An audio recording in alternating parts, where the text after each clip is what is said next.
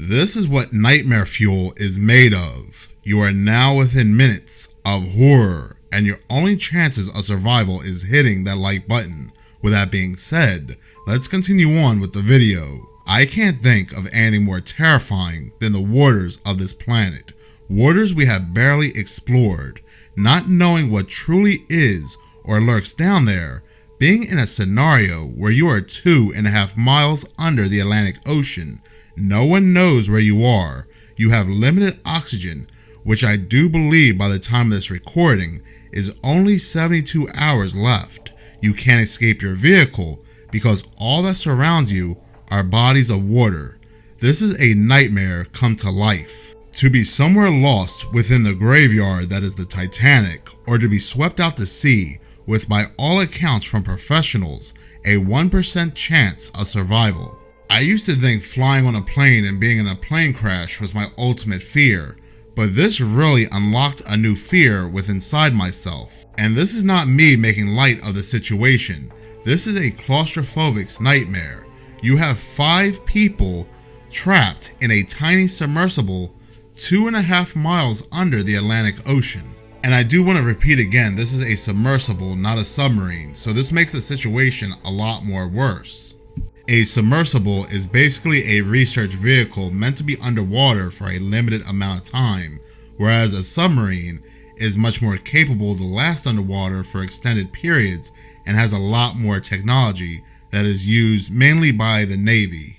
Also, the submersible is a lot smaller. It's almost like a tin can when you compare it to a submarine. So as you can see, I am not joking, this is a claustrophobic nightmare.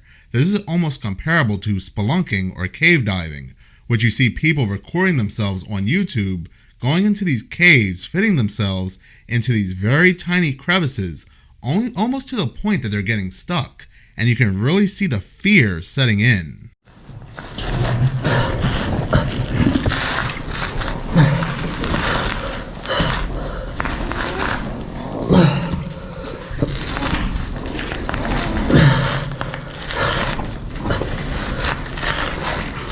Oh my god, I feel like I'm gonna get stuck.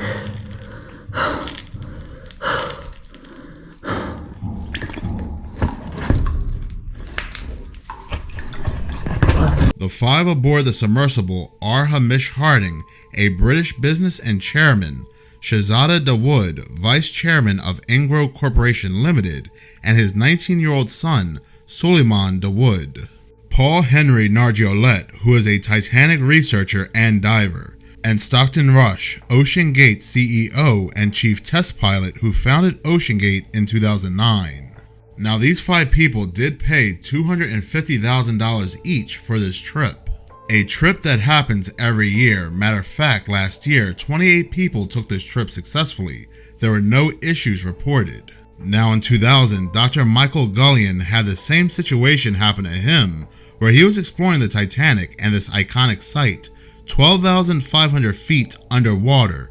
A strong current hit their submersible, lodging them into the Titanic's propeller blade.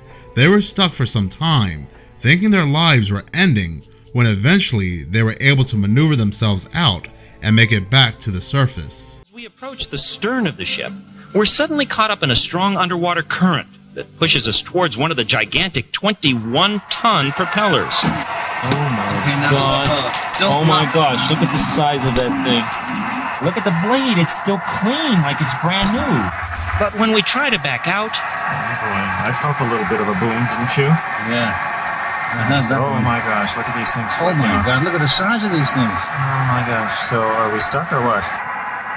As this graphic shows, we appear to be somehow wedged beneath the wreck of the stern. Now this could be the same exact situation, where these 5 people are lost or lodged somewhere within the Titanic, and researchers just have to find the right spot. There is still time left to find these people. Another possibility is that the submersible was swept out to sea by a strong current. Hamish Harding did make an ominous Instagram post, how they were waiting for weather to improve before diving, so it is possible they underestimated the conditions of the weather. Me personally, I do believe we need to stop researching and investigating the Titanic. There's nothing more we really need to know about this location. Other than the fact this is a graveyard, this is a burial ground for 1,200 people, so we need to stop making this a tourist location. What knowledge is there really to be gained from exploring this location, even more so paying $1 million? The ship either hit an iceberg or was hit by a missile. But at the end of the day, there's really nothing else that needs to be known about the Titanic. This isn't like exploring the Great Pyramids where there's still a mystery, or exploring Antarctica.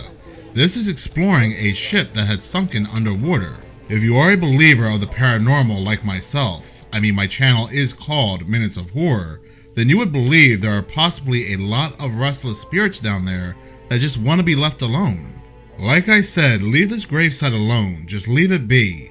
But at the end of the day, there are 5 people missing, and for the sake of their families, I do hope they're found safe and sound. You do have Hamish Harding's son coming out to the media asking for thoughts and prayers, hoping his father and these 4 other people are found. Thank you so much for watching. If you like this channel and you want to see more, please subscribe. If you already subscribed, please like, as any engagement does help the channel grow. Once again, thank you so much for your support.